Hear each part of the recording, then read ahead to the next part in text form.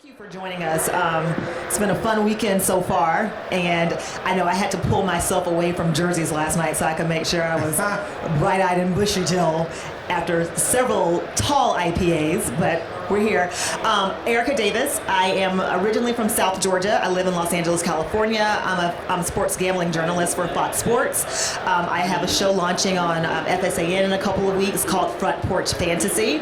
I have worked for NASCAR Digital Media as their on-air sports betting analyst, and I also do local television in Los Angeles for Fox 11. All right. Give it up for Erica. Thank you, guys. There you go. I'm Scott Davidson, and I'm from here, but I've been in Cleveland and working for iHeart for many, many years. I'm the iHeart sports betting expert. I'm also on WTAM doing Browns pregame and all the betting shows that are segments that are done on iHeart. I do, and I've also been a professional bettor for 35 years and lived to tell about it and can probably do a movie about it.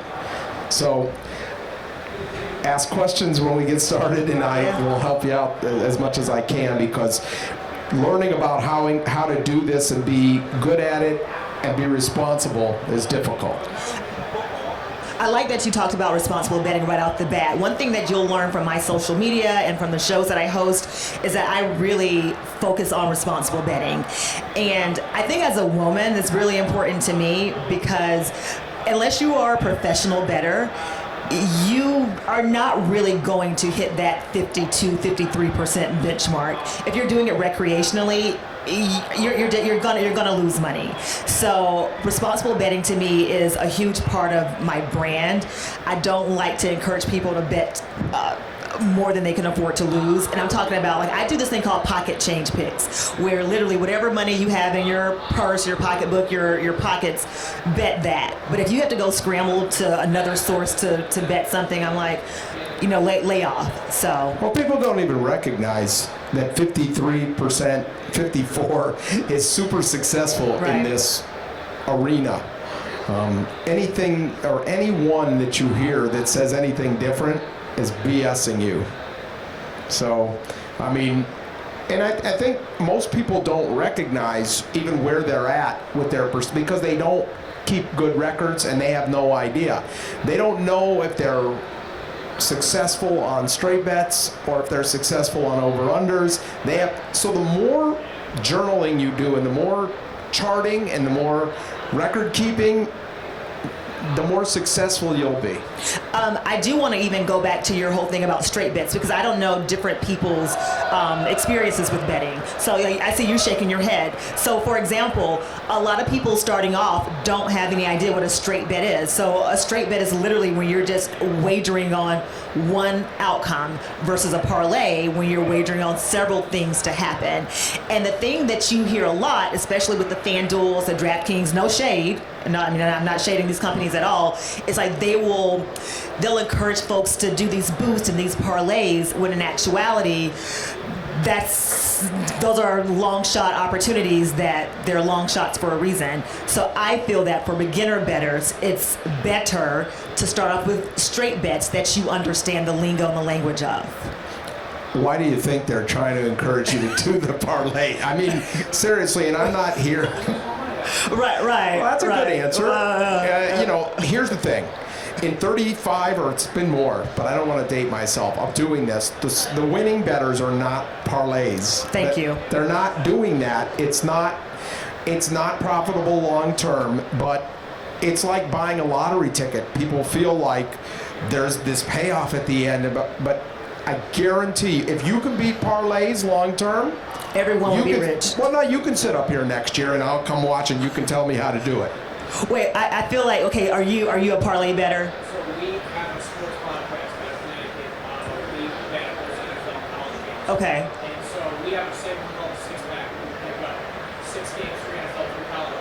And we've had perfect weeks before. I'd say what, 2 or 3 million now, but I parlay money wise. Okay. We try, honestly, we're less greedy to spreads, but the problem is that we're trying to go for the big name and sides. So, I mean, we've hit them before, but like you said, there's no real hit these parlays. Right.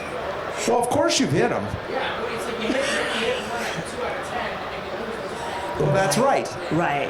And when you guys parlay the money lines, are you typically parlaying like the ones that are heavily juiced, like Georgia, for example? I went to University of Georgia. Are you parlaying Georgia versus Coastal Carolina Tech or something like that? Is that what you're parlaying? Or are you like? What we'll do is we'll pick the best matchup. So like 1 week it was 3 or 4 college playoff games. So Mm-hmm. we have like a ton of NFL playoff games, the NFL regular season games, and we'll pick the best lines.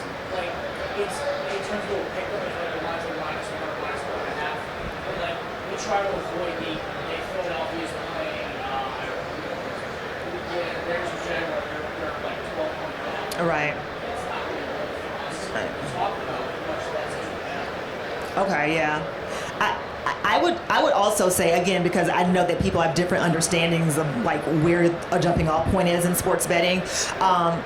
Understand the language. I mean, you guys obviously have a show, but you might not,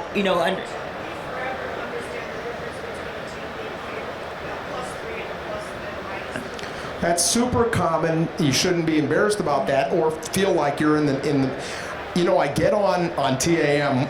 I don't know if you guys are from here. You know the station. It's been here forever, and it's the flagship of the Guardians and the Cavs. So we do this Browns pregame show. And when I first went on, I'm rattling stuff off, and I had to take a step back because you don't recognize how many people are almost like only ready to take the baby step before they can even think about running. So, it happens to lots of people, and you're better off learning a whole bunch about it and playing on paper before you really do it, because there's no harm in that.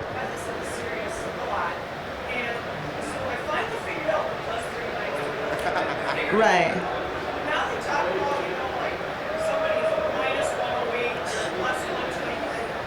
Okay, so those are money lines. Yes. Well, here's what it means. And the thing is, the offshore books, and I have to be careful because I know you have to, if you're going to play money lines, and I'll explain what they mean in a minute, you have to make sure you're getting a fair one, which you're not going to find in a lot of spots. But if you're playing a money line on a sports game, are you talking about a game or on a prop? Like are you?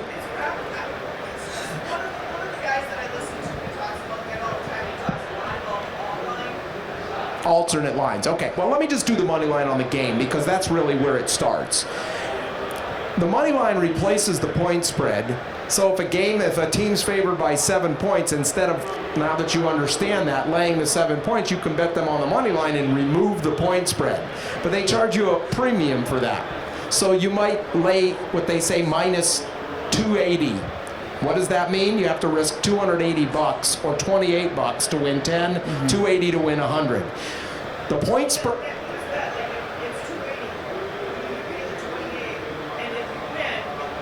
That's exactly right. But the problem with the money lines in a lot of these spots is that they carve too much of the underdog price off the bottom so that you're not getting a fair return on that. So that they can jack.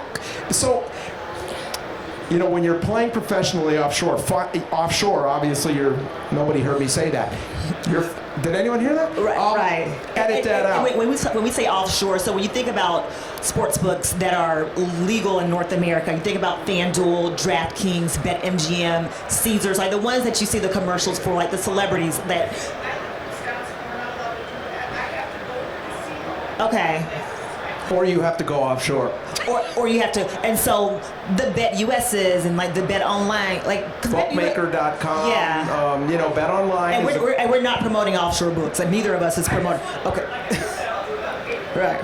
You should, but I mean, again, offshore books have been around long before these legal ones, and there's not as many of them as when I used to, do this.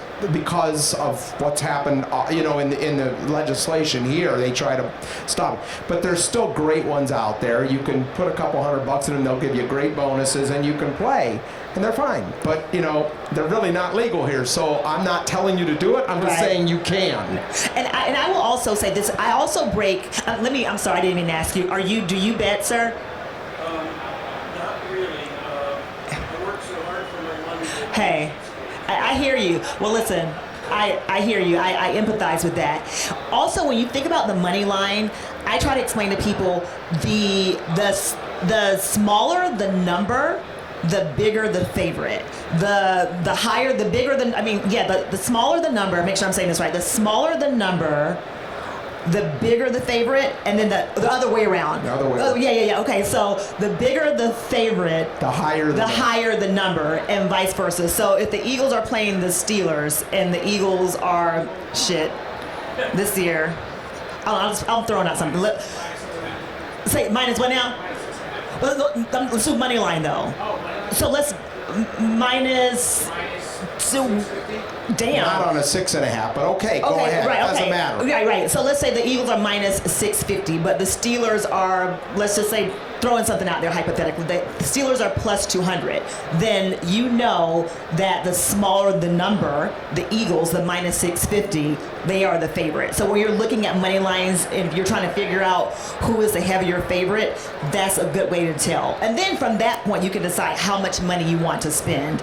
And oftentimes when we say that someone's a heavy favorite, like the line is very juiced, that means like I don't really want to spend a lot of money on that bet. So I don't encourage people to spend more than $5 or $10. So people are like, oh, bet 100 to win 280.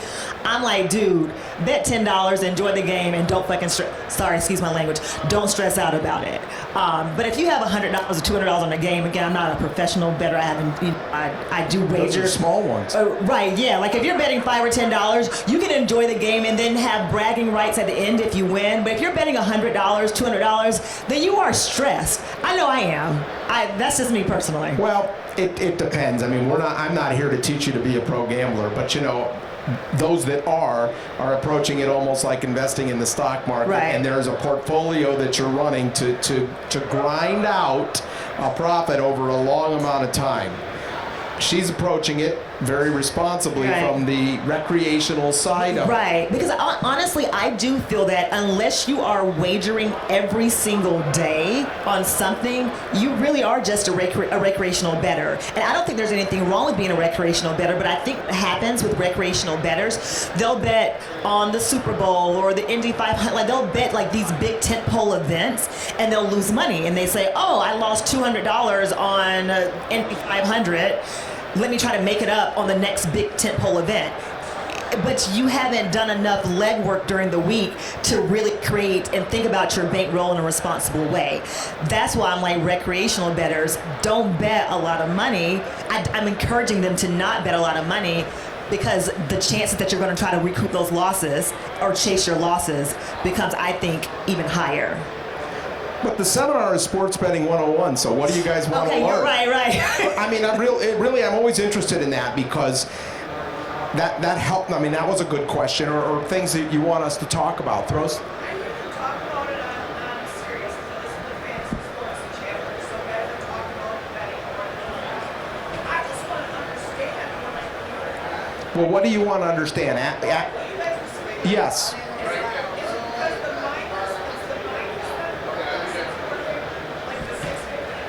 The minus 650 in our example that we made up, like that's a completely hypothetical example, but yes, like in that example, the team on the money line, because you'll have minus 6.5 like we mentioned, or plus 6.5, and that is the spread. But the money line is what we were talking about in that particular instance. So there's a spread and the money line when you're wagering on. It always is. Yeah. It always is. That's a good question. It always is. It gets very easy to understand by doing this. Open up a site, even though you can't bet on one, you should be able to and look at they're sitting right next to each other. Just scroll up and down the spreads, and you will notice as the spreads go up, the favorite goes up from 7 to 9 to 10 to 12 on different games. The money line will increase on that favorite exponentially, and the underdog payback will also increase exponentially. It's really not that complicated once you understand what it does. And I'll go back to it. It removes the point spread and charges you a premium to bet the favorite and rewards you for betting an underdog, but those teams have to win the game outright. There's nothing else involved anymore. Does that make sense? Good. Yes. That's all the money line is. It's an outright wager. Win or lose. Win or lose. Win or lose. It removes the spread, but you pay to do that. I will also say that the Action Network, I don't know if you guys use Action Network at all, or like subscribe to their content. They have a betting calculator that, I use on a daily basis to help you understand how much risk and reward. So I always plug in $5, $10, $20, whatever, to figure out how much I'll win or lose, or how much I'll win if my bet hits. So think about that. It's called the Action Network. Type in Action Network betting converter or betting calculator, and that's a really quick, easy way for you to convert your, whatever you're putting into it to see how much you're going to win. What other questions? Yeah.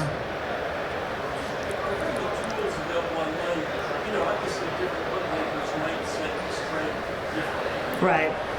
Not that much anymore, but okay. Nah. A little bit. Well, I have an example, but we can talk about that later, though. I'm just wondering if there's any online places you could go to see what's a fair spread. A fair. I think the word fair we use that loosely in sports betting, but I think the way that you can get the fairest spread, if you will, or the fairest number, if you will, you have to shop around. And I was talking to someone last night at Jersey's, and you have to literally do the legwork, going from DraftKings to FanDuel to Caesars to BetMGM to Bet365. Maybe pick 5 that you are willing to actually research and try to figure out which one has the fairest line. I hate to use that word fair. The fairest line is the best line for the team you want to bet. Right. There's no such thing as just the fairest line. Right. I guess that's probably what I was asking. Yes. So in any one game, if I was looking for the most favorable for me, you say really it's just a matter of It's a matter of shopping around and seeing which books are sleeping. For example, I cover NASCAR, and books, y'all sleep on NASCAR a big time. Now, are you guys into motorsports at all? I don't know. No, y'all like no. Okay. But if you ever start following NASCAR, you will find that because NASCAR bettors are a newer breed of folks, that books, there'll be a huge deviation or variation from one book to the next. Let's take Christopher Bell, for example. Christopher Bell at FanDuel might be plus 500 to win this weekend's race. But over at BetMGM or Caesars, he might be plus 1,400. And sometimes there's that huge of a gap. And if he ends up winning the race and I got him at plus 1,400 versus plus 500, I quote unquote beat the book. So it really comes down to how much energy you are willing into putting into shopping around. Let me save you some time. I'm going to tell you how to do it, and this is a simple way. There's an app right here. It's called Scores and Odds, Live Scores and Odds. It's green. It's got a whistle in the middle. Okay, I have it right here. I use it. I use more sophisticated odds feeds, but this will save you opening all the things and looking. So they've got FanDuel, BetOnline, Caesars, MGM, Circa, and you can look and compare them all in 2 seconds. Again, this one is called Scores and Odds. It's a green. It's down on the bottom of my screen, the second one from the left. See that whistle in the middle? That's what it looks like. Yeah. So you can choose what books you put on it. There's other ones that are like that, but the thing is, it becomes a big hassle. You know, what she said is correct. You want to shop. It's critical, but this will save you a ton of time.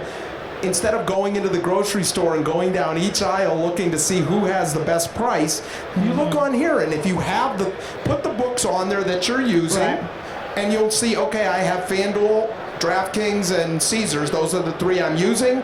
You want to bet a favorite on a game. 2 of them have 7 and 1 has 6.5.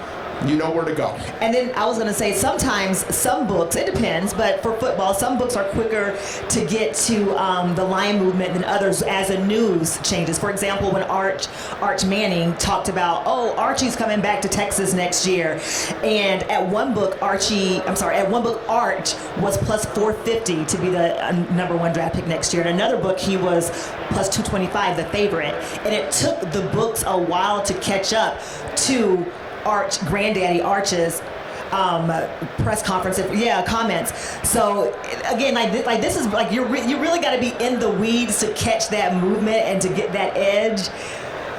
And if you catch the movement and you do it for 10 or 20 bucks, good. Right. If I do it, I'm going to be only able to bet 10 bucks within about a week.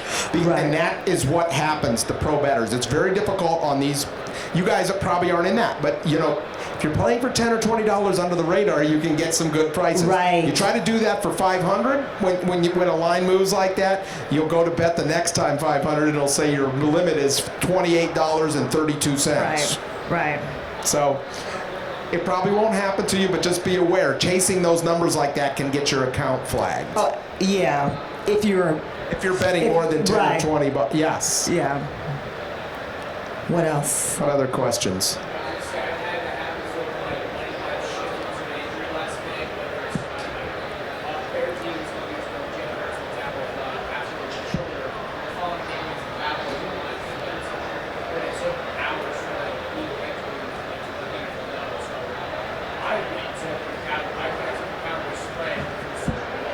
Yeah. And then I just stuck with it.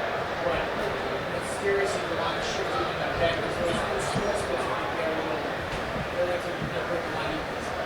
Well, here's the thing. They don't just move on injuries. They're moving on money bet. Yes. It was so early because he was like quarterback back and shit the line. It's like the wide receiver. Yeah. I like what you said. I think that's very important too to people who are just starting off. The line will move when sharp money comes in, and I'm going to talk about this a little bit later on the props panel. I work with a writer, Will Hill, who is on a prop bet of Chiefs Broncos finishing the AFC West numbers 1 and 2. So we got that article out on Fox Sports earlier in the week, and it's a DraftKings line. That line is gone now. Because oftentimes people, when they, audience members, whomever, when they, tell their favorite commentators' bets, they'll go in and hammer at that book, and then the book will, like this morning, that line was completely gone. The KC Denver to finish in the AFC West 1 and 2. So sharp money coming in, and then, recreational bettors hammering a number can also make it go away because that number has completely disappeared. I was like, damn, Will, what platform did you talk about this on that it's gone? Yep, that can happen. I mean, I can make a line move on a point spread myself, but offshore, because they know that there's a connection there.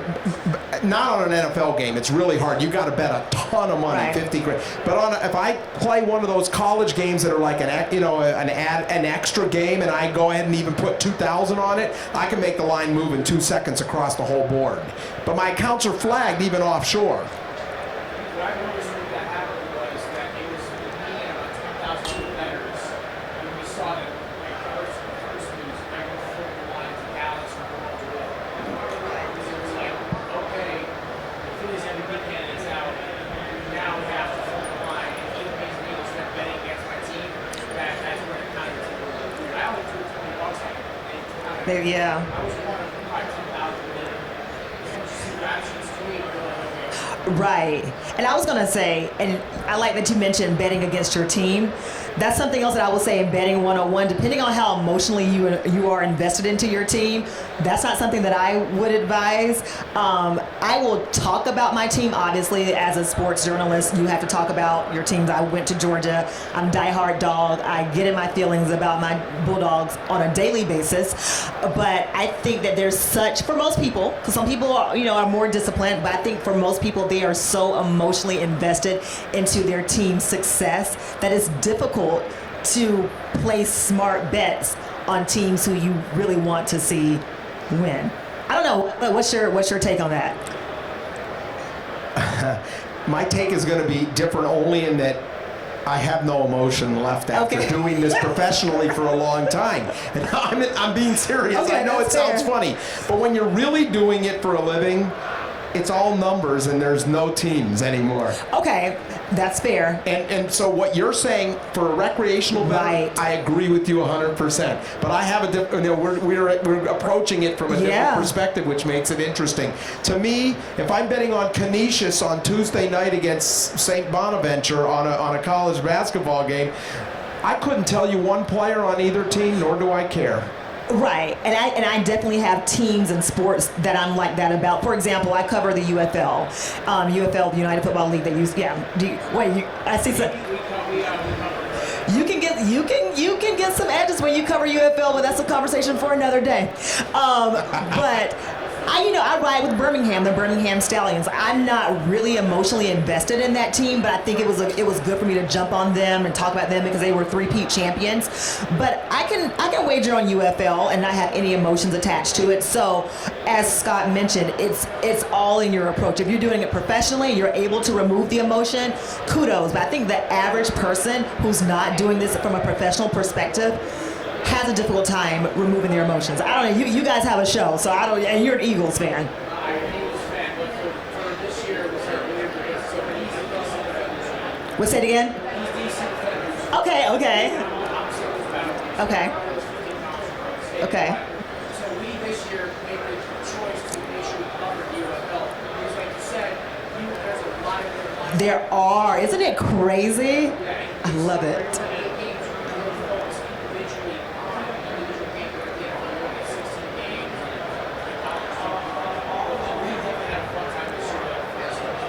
Segment as a quarterback with 4 games, and Awesome. Good for you guys.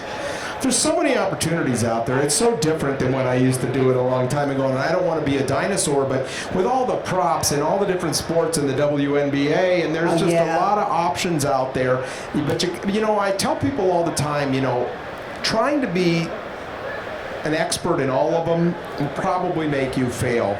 Yeah. That's why I recommend tracking what you're doing and knowing what you're good at, because this isn't going to sound good in a sports betting symposium, but I'm going to be honest. Knowing how to lose less is the best thing you can learn at first. I like that. I'm going to take it a step further and say that to your point about knowing what's going on and knowing you can't be an expert in everything, I think it's also advantageous to know what's going on off the field for these athletes. There's a show that I follow, Charlotte Wilder has on the Sports Gossip Show that just got picked up by The Athletic. And what she and her co-host Madeline do, they follow what's going on with Bill Belichick's life. They follow who's getting married, who's getting engaged. And from a strictly sports perspective, it seems very gossipy.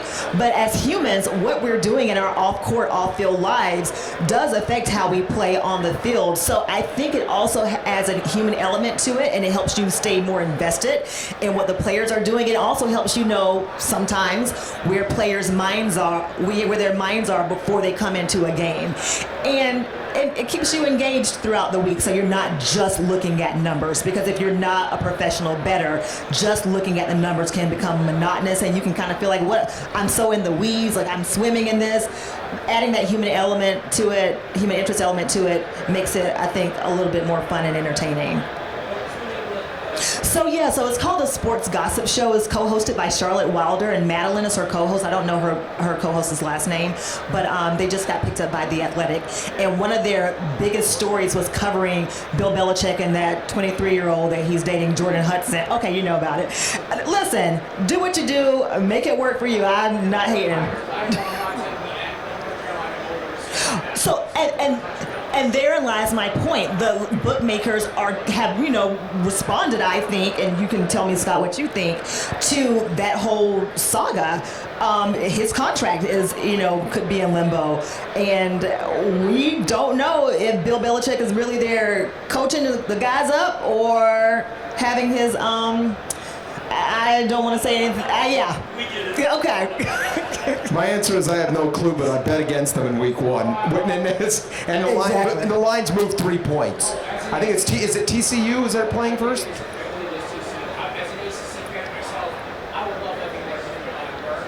Thank you. Burn them to the ground, honey. Okay. Yeah. We'll see. I love that part because there's I think a lot of people look at athletes and especially fantasy not as much as I think it's sort of that step by step. We're all human. Right. Everyone's human issues, and so I think there was a stat a couple years ago, I think it was a child person who would year after a guy had a kid, he was never going to be the same. So, and I still think it's the reason that guys get married, the years they get married, they go to this. I like that, yeah. So, oh yeah, Jalen Hurts, Josh Allen both just got married. They're both going to ride up. They're going to get another season.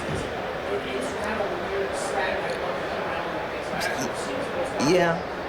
I kind of caught a little bit once I think we were on YouTube.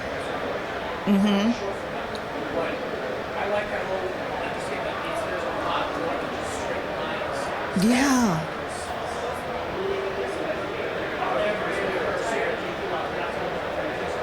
Right. I mean, on the NASCAR side, Bubba Wallace, who drives for Michael Jordan's 2311 team, with Michael Jordan, Denny Hamlin, he had his baby boy, his name is Bex. He was born maybe, I think, 10 months ago, and Bubba was on a 100 race winless streak. So he hadn't won a race in almost 2 seasons. And he's been, trending upward this NASCAR season. But he finally got into victory lane at the Brickyard at Indianapolis 2 weeks ago. And again, he has a newborn. And he attributes a lot of his mind getting out of his head to having a new lease on life now that he has a baby. So I do, yeah. Like, know what's going on in these guys' like personal lives, or these women's personal lives when it comes to WNBA, because it's bigger than just the number, for sure. I know Emily's into fantasy and sports betting. We're talking. We're always a group conversation. Like, anything you want to ask us as we're breaking down sports betting 101.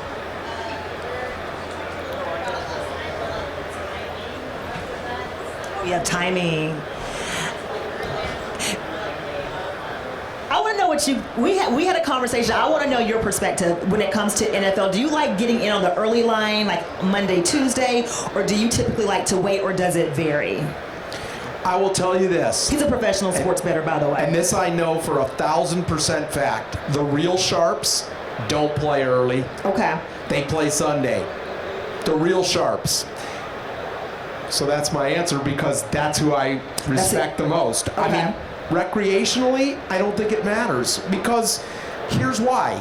Some of the times when you play early, you're going to get the goose, because the line will move in your favor and you're locked in with a good number. Sometimes you're going to get the gander where the injury goes the other way and you're holding +3 and you could have got +4. But that's why the sharps don't play early, because they prefer to always get the goose, and you always get it when you play Sunday, because they can then pass bets that they might have already been locked into when something is not right anymore. And so to that point, if you're betting recreationally, if I bet on Monday morning early line, I bet $10, I'm not going to be sweating that bet all week if it moves. I mean, if it moves crazy, like if it moved from, like, let's say, I don't know, +5 to something else, like, but I'm not sweating $5 or $10, so I see what you're saying. And if you are and you bet +5 and it moves to -2, bet the other side and go for a middle. I mean, again, I made a living on sports arbitrage, which I'm not going to teach here because it's complicated, but there's nothing wrong with that either. You can definitely hedge it, or you can definitely hedge it throughout the week. Did you understand what I meant by that, arbitrage? In other words, it's like buying a stock at 10 and then selling it at 20. So if you bet a team -2 and the line goes to 4, you bet the same amount at +4, and if it falls in between those two, you win both bets. So you've just taken all the risk away except for the juice, the vig, what. It's not something I highly recommend, but if you happen to bet $50 on a game -2 and it goes to 4 and you're not comfortable, peel some of it off at +4, and you kind of have a little box that you could win everything on, but you're never going to get hurt real bad. I want to mention futures, like futures markets. I think that's something that sometimes newer bettors aren't very familiar with, and I want to know how you like to approach futures markets. I'll tell you how I like to approach futures markets. And I guess if we keep it to NFL, that could be one conversation, but maybe just futures markets in general across different leagues. Well, the way I approach them will not be conventional. Okay, so explain. Right, so a futures market is basically anything that you can track all season, or that's not happening in the immediate future. At the end of the year, it could be like awards like MVP, Comeback Player of the Year, Coach of the Year. It could be who's going to win the championship. Over/under team wins. Will your team win? The Packers over/under 10.5 total wins for the year out of their 17 games. Mm-hmm. You have to. The future means that you don't get the bet paid off until the future. Right. That's really what it means. So. That's correct, for the year. For the year, so yeah. here's my answer. I don't play them. You don't play any futures markets at all? Because here's why. Okay. But this is not right for recreational players, but you're asked, so I'm going to tell you. This is good. Okay, I don't play them for one reason. I do not, especially because I'm a large player, I don't want any book holding my money for 4 months. That's fair. When I can use that carves out a big piece of my bankroll. Will I play one every now and then? If somebody gives me a super strong piece of information, maybe. But there is no way I am going to put 10 grand into play on futures at $1,000 a piece, let's just say, and have that money. Well, again, some people play 10 futures and let that sit there. I'll probably win on them because I have some guys that are good, but to me, it's like I'm not letting my bankroll get held for that long. So that's not. I knew that's not what you think I'd say. No. That's interesting because I think also like who wants to have $10,000 sitting on a futures market? You can have that in a high yield savings account and make that money work for you more, in a smarter way. Okay, so when it comes to futures markets, like everything, I do approach it very responsibly. I do a lot of research, but one thing that I can say is you just never know how you're going to get burned. Let's take the Shedeur Sanders #1 pick futures market. This time last year, November last year, he was the heavy favorite. I want to say he even got as short as like -350 to be the #1 pick. And then we saw what happened to Shedeur. So futures markets can definitely burn you as a season plays out, but they can also be a lot of fun if you get in on the right player, which goes back to I don't mind $5 or $10, $20. I'm not going to sweat it. It's great to have that investment over the season so I can keep up with this player. Like for example, I'm going to be keeping up with Lenore Sellers, the quarterback at South Carolina. I'm really kind of into his #1 draft pick futures odds. Those have started to move. Anyway, I see you guys talking. So I wonder what you guys have to think about Lenore's. Okay. Besides, obviously, Georgia for the connection. Right. I do like watching Florida Sullivan. He's a very interesting player. The problem is the number of picks. You told me last year he was a hurricane fan. Right. So, as a draft analyst, is actually my show. I actually watch a lot of odds there. Betting futures odds on any player is the riskiest. It's so risky. Yeah. It's the most random thing. If you're like, it could be Carson basketball, but he hasn't been working his team. You don't know. I know.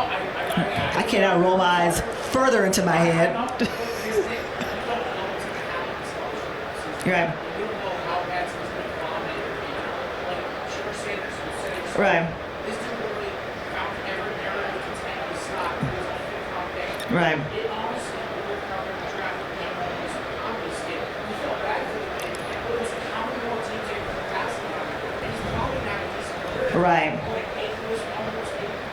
Like, it was an AI score. Yeah, it's crazy. So, I think betting futures for any kind of draft pick, stats and money line winning, that's different. Or over under for teams like, for example, you can bet on, like we talked about North Carolina, I think they're 7.5 right now. I think Colorado, for example, is 5.5 right now.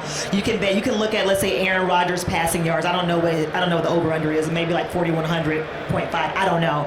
But you can study how a player has trended in the past several years and make a somewhat educated guess about where you think that number is going to hit. So I do agree betting on that draft stock is very risky, but there are some futures markets that are fun to watch. It's going to keep you engaged throughout the season. You can look at that player's trends to see what they've done on the field from a statistical perspective and then go from there.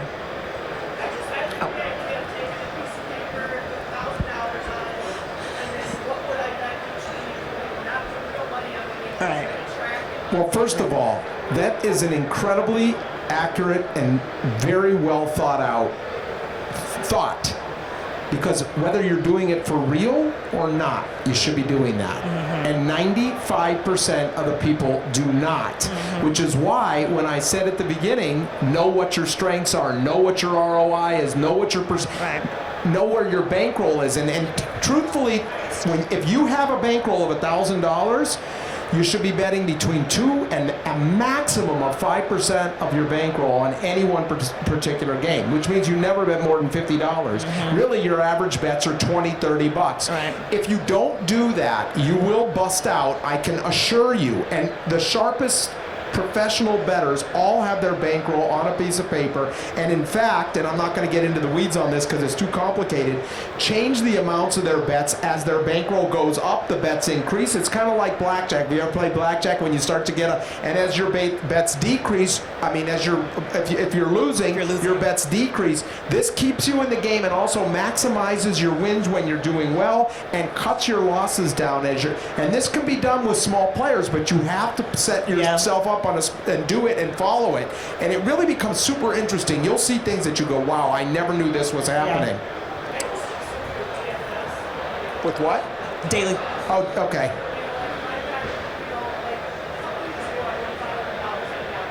Okay.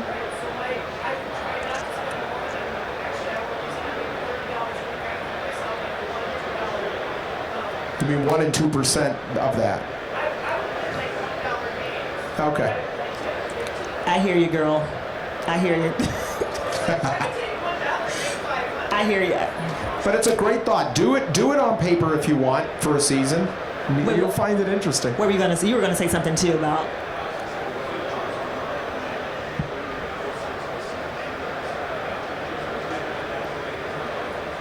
Wait, do I get in on futures closer to the end of the season?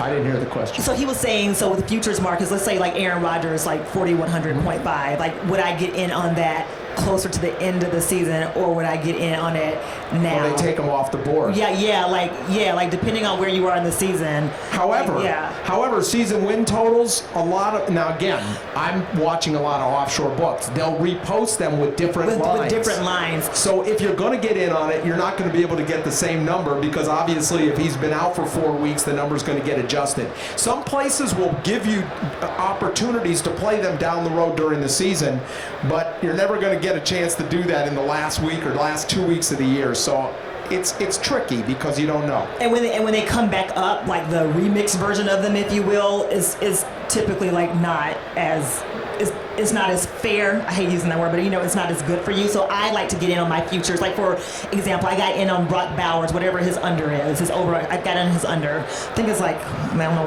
1,050 and a half. I think I went ahead and got in on the under now. I don't know what that's going to look like in 4 weeks, or we'll let you know. Yeah, I know. Well, listen, I will definitely be watching. I'll be watching. So I get in on them earlier, like during the preseason, or like when the lines start coming out in June or July. I think you're better off betting props on individual games, rather than trying to, because again, yes, an injury can occur in one particular game. Absolutely. But you're less likely to have that affect the result of your prop on an individual game than you are on a full season for obvious reasons. Right. So, and plus you can find a lot of soft props based on matchups in particular games easier than you can find them by trying to forecast out an entire. This is another reason I don't play a lot of props, which it hit me as we're talking about it. So I mean, I'm not against props, or which futures are props. Right.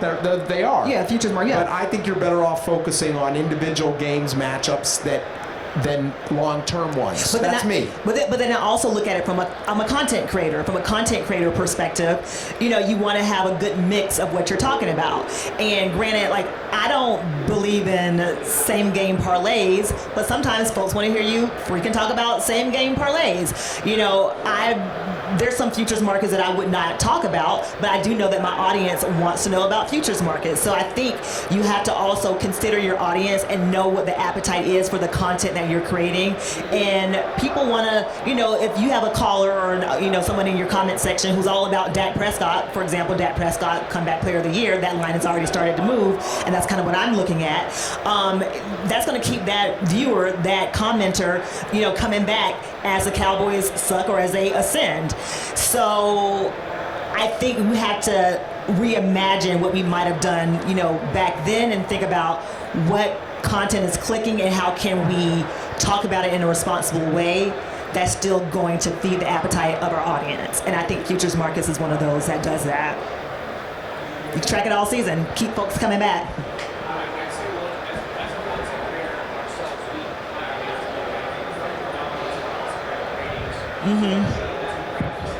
I would say one of the aspects we were talking about futures just now, and talking about draft survey, and draft analysts, I would never recommend any of this. When I look at the future, you want to avoid the reality as much as possible. So a game or a stat or a long-term guy saying, like, okay, Caleb Williams over 15 interceptions, like that's like what I might think Right. But in reality, like you said, you do the matchups in the game.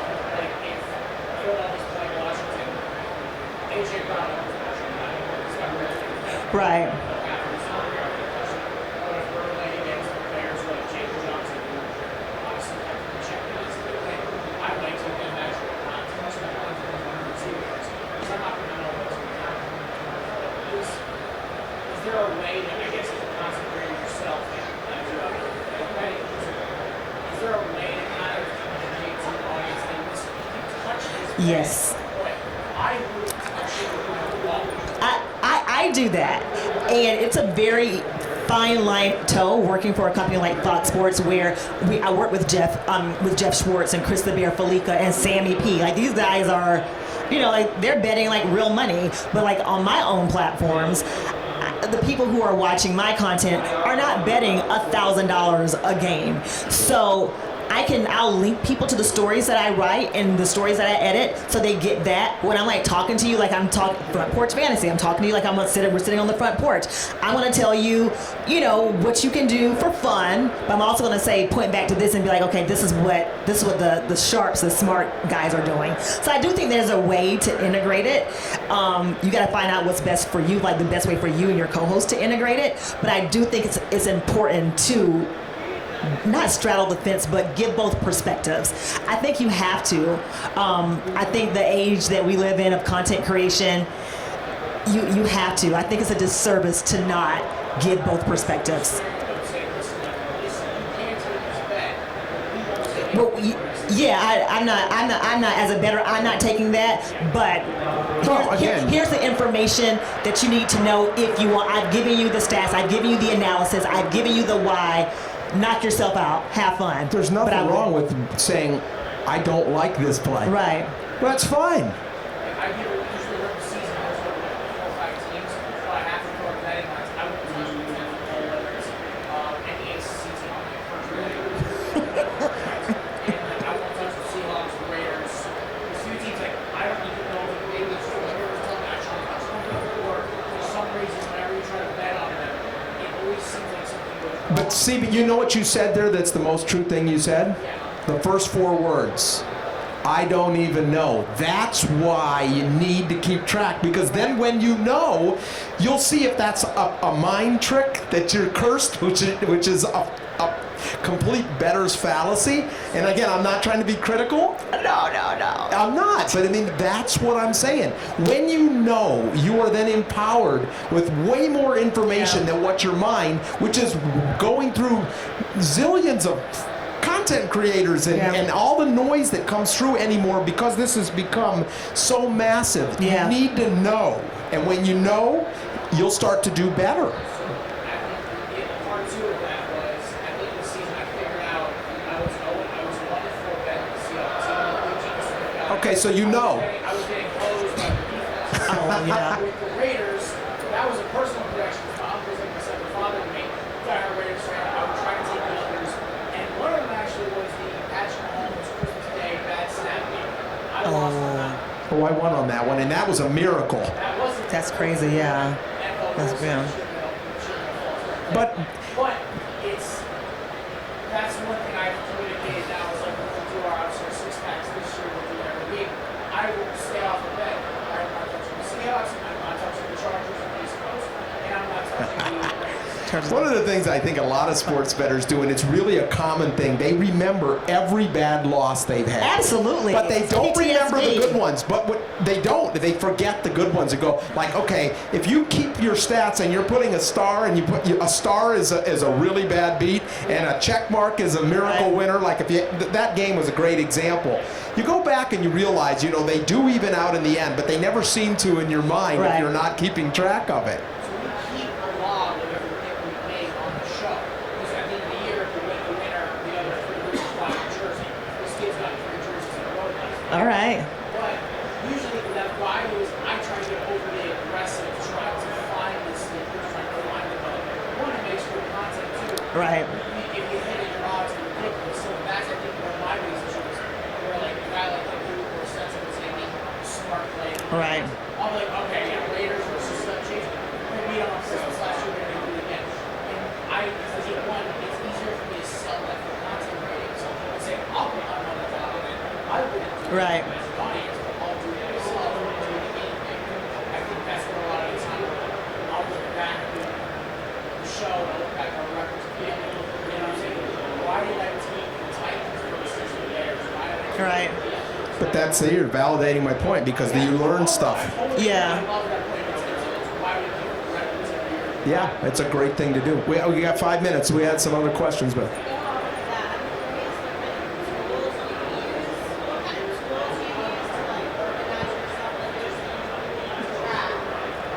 tools to track your bets.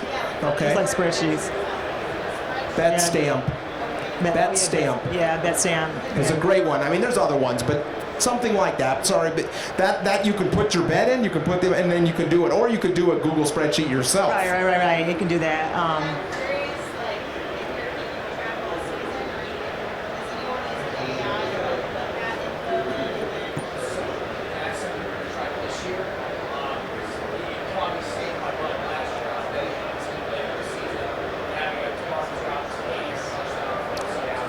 I know. Damn.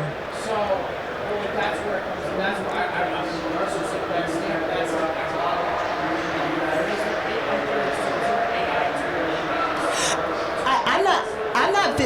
I'm not familiar with an AI tool that does that. And we talked about that last night as well. I am going to do more research. I don't know if you guys saw the news with ESPN this week. How they're creating a new app, a new platform that men's fantasy, like your fantasy picks with your betting picks. And so, from what I've read, that might have like an AI component to it, but I don't know just offhand, just an AI platform that tracks that, but I would be interested in it. But yeah, I use I don't know old one school. either. And then when it comes to like my writers that I manage at Fox, like sometimes I just have to go old school with them because I don't have spreadsheets for them. So I sometimes literally have to just like do like the old snail mail way and like go back and like read the articles. I'm like, dude, can you?